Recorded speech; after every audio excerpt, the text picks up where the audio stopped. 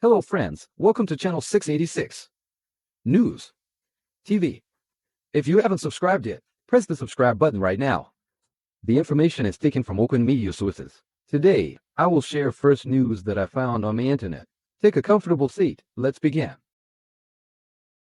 Drug addict rats. How funny this is.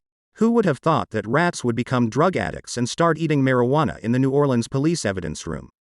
They probably decided that they, too, needed to relax a little after a hard day of eating cheese and garbage.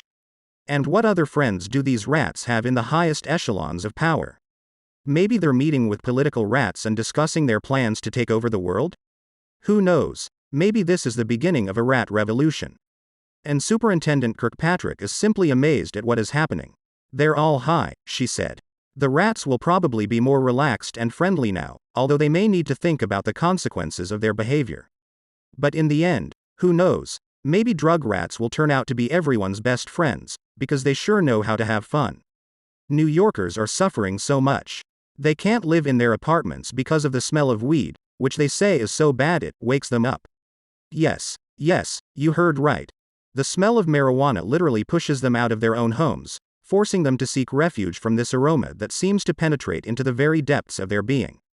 Daily weed smokers are 25% more likely to have a heart attack and have a 42% higher risk of stroke, according to the American Heart Association. These are the consequences of a green lifestyle. Instead of being healthy and happy, they risk becoming hostage to their own choices. And what can we say about police officers who are forced to work in conditions that resemble more anecdote than reality? Broken elevators, lack of air conditioning, rats and cockroaches in offices. It really sounds like a plot from a sitcom. Stoned rats are of particular concern, as their addiction to marijuana can lead to criminal charges. How so? Drug-addicted rats in the police department are something special. But the real apocalypse began after Hurricane Katrina, which devastated the city in 2005. The basement of the police department was full of flooded water, and rodents had literally conquered its territory. Horrible. Rats, bedbugs, mice. It looks more like a zoo than a workplace. Now the authorities are trying to solve the problem by proposing the construction of a new police house in the city center. But, as it turned out, this decision will not cost them cheap. Trying to get rid of stoner rats will cost 3 times more than planned. But what can't you do for the good of society and the health of employees? And now New Yorkers, in addition to all other adversities, are faced with a new challenge: the unbearable smell of marijuana, which penetrates into their apartments and does not allow them to live in peace. One resident even said that the smell is so strong that she wakes up at night and experiences discomfort. This certainly causes confusion and irritation for everyone who encounters this problem. Oh, those smells in high-rise buildings. How funny it is to read about the adventures of neighbors Sense in this text. Delaney, poor thing, runs around in her pajamas and slippers, trying to figure out the source of the smell, like a real detective.